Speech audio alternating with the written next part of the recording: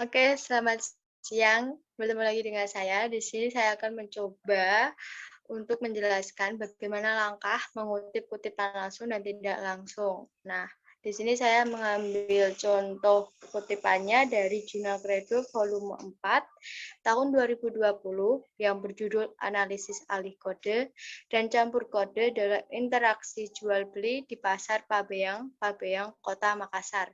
Nah, bagaimana sih langkahnya? Mari kita simak. Next. Nah, langkah yang pertama adalah nama pengarang ditulis lengkap dengan tahun dan nomor halaman.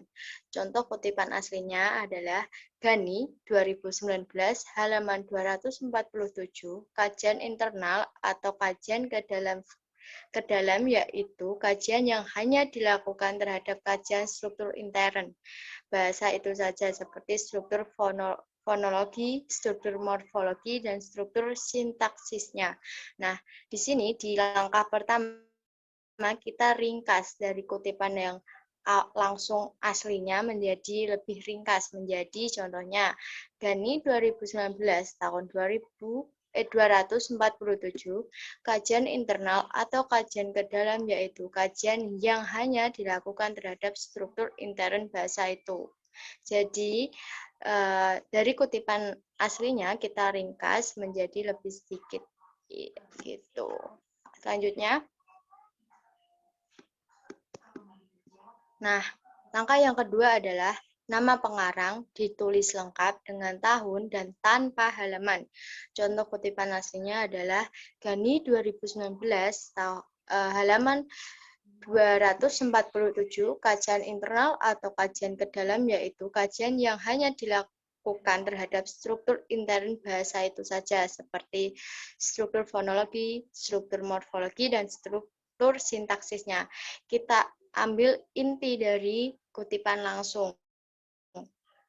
Nah, menjadi Gani 2019 kajian internal atau kajian ke dalam yaitu kajian yang hanya dilakukan terhadap struktur intern. Jadi kita ambil inti dari kutipan asli. Inti dari kutipan asli itu menurut kita pribadi. Nah, makanya di situ kita tidak perlu menyantumkan nomor halaman. Gitu. Selanjutnya. Nah, yang ketiga adalah nama pengarang ditulis lengkap dengan tahun dan halaman dengan tanda kurung buka dan kurung tutup di belakang. Kenapa di belakang? Karena baris dari kutipannya lebih dari 4 atau tepat ada 4 baris. Nah, contohnya seperti manusia senantiasa menggunakan bahasa baik secara lisan maupun secara tertulis. Bahasa merupakan hasil produksi dari organ-organ manusia yang digunakan sebagai alat berinteraksi.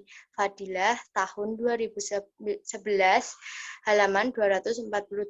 Kita ringkas menjadi manusia senantiasa menggunakan bahasa baik secara lisan maupun secara tulisan. Bahasa merupakan hasil produksi dari organ-organ bicara manusia. Fadilah tahun 2011 halaman 247.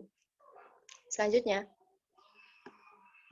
Nah, yang terakhir, langkah terakhir adalah nama pengarang ditulis lengkap dengan tahun dan tanpa halaman dengan tanda kurung buka di belakang. Seperti yang tadi saya jelaskan, kenapa menggunakan kurung buka dan kurung tutupnya di belakang, karena baris dari kutipan aslinya lebih dari 4 atau tepat 4.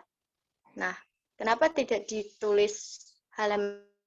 Karena ini menurut kita inti dari kutipan langsung yang menurut kita sendiri. Contohnya, manusia senantiasa menggunakan bahasa baik secara lisan maupun secara tulisan.